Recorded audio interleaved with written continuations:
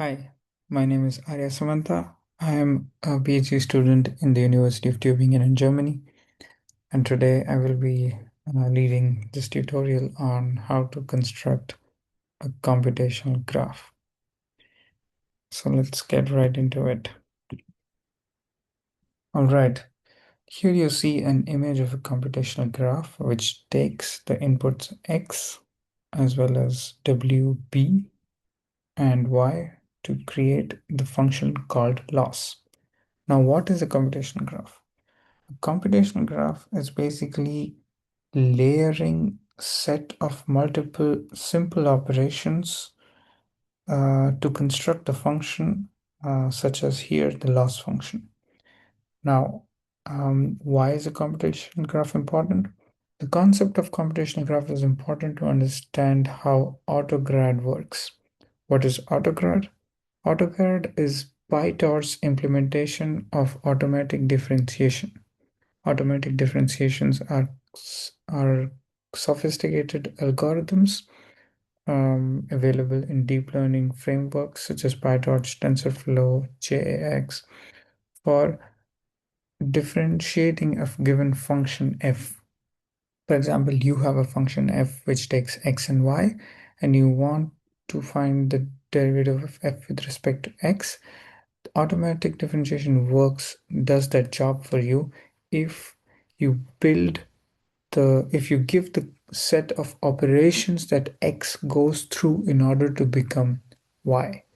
So here is one such example where x goes through a set of operations to become loss with additional inputs, but this helps the computer to calculate the automatic differential of the output with respect to the input, and that can be used to find loss and other important things. Now, let's get into the coding exercise here, which is to build a computational graph. This is example graph, and we will go ahead and see what kind of uh, uh, code we need to write in order to do this. Here, we try to build a simple graph, as is the class name that you can see. And more importantly, in the initialization of this class, we initialize two important variables, the w and b. If you notice, this image w and b are different from x and y as inputs. X and y are our data set, like they come from our data set to find the loss. But w and b are the learnable parameters. In order for us to set them as learnable parameters, we set the parameter when we initialize this using tensor torch as true. We set the require scrad parameter to do. This is important.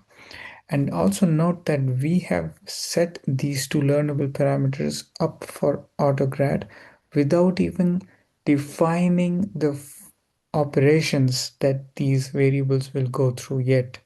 So that is the nice part about this. Without even defining first what operations these variables will go through, we can just say, watch out for whatever operations these variables will go through. Next, in the forward method of this class, we will define the computational graph in its mathematical form. And for this, we need to fill this part up. Looking back at the graph that we need to represent, we see that x gets multiplied with w and then added with b and put to a tanh operator to get to our prediction. So in the opposite way, we can write that we need the tanh, the operator, to take x multiplied by w. So we will multiply x by w, and because w is the initialized in this class, we write self.w, and then we add the learnable parameter b. Now, it was good practice to use all the mathematical functions from the same class. I'm running low on time, so let's just quickly also define this loss function. The loss is easy, it's just squared loss, so we write y prediction minus y true, and let's square this. Okay. All right, so now we should be able to run this. And here we see we have successfully printed out the prediction and the loss by forward passing a simple graph with the initialization of basic W and B parameters as -0.5 and 0.5. Thank you.